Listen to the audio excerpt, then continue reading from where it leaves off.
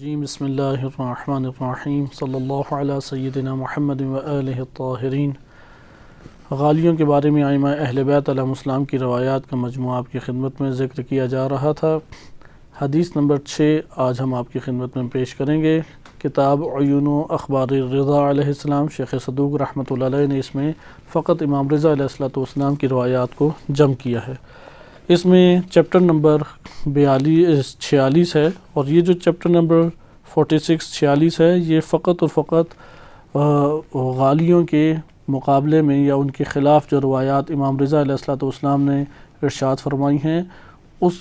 تمام روایات کا یہ مجموعہ اس چیپٹر میں یا اس باب میں جمع کیا گیا ہے۔ اس باب کی حدیث نمبر 2 ہے، جس میں امام رضا علیہ السلام فرماتے ہیں کہ حسین بن خالد سیرفی وہ کہتے ہیں کہ امام رضا علیہ السلام نے فرمایا، من قال بالتناسخ فہو کافر، جو تناسخ کے نظریے کا قائل ہوا وہ کافر ہے۔ ثم قال، پھر امام رضا علیہ السلام فرماتے ہیں، لعن اللہ الغلاۃ، اللہ غالیوں کے اوپر لعنت فرمائے، الا کانوا یہودا، آخر وہ یہودی کیوں نہیں ہو جاتے، الا کانوا مجوسا، وہ آخر مجوسی کیوں نہیں ہوتے، الا کانوا نصارا، وہ عیسائی کیوں نہیں ہو جاتے، الا کانوا قدریہ، الا کانوا مرجعہ، وہ قدریہ اور مرجعہ کیوں نہیں ہو جاتے،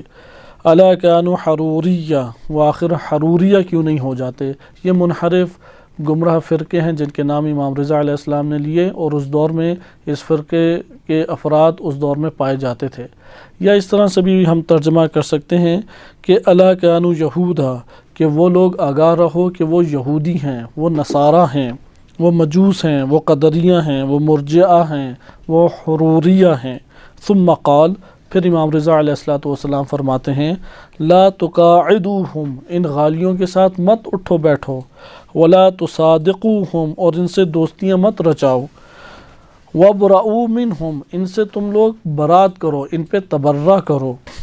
بری اللہ منہم، اللہ تعالیٰ ان سے بری ہے، اللہ ان سے بیزار ہے، اللہ ان پہ تبرہ فرماتا ہے، لہذا غالیوں سے کے اوپر تبرہ کرو۔ وصلی اللہ علی سیدنا محمد وآلہ الطاہرین۔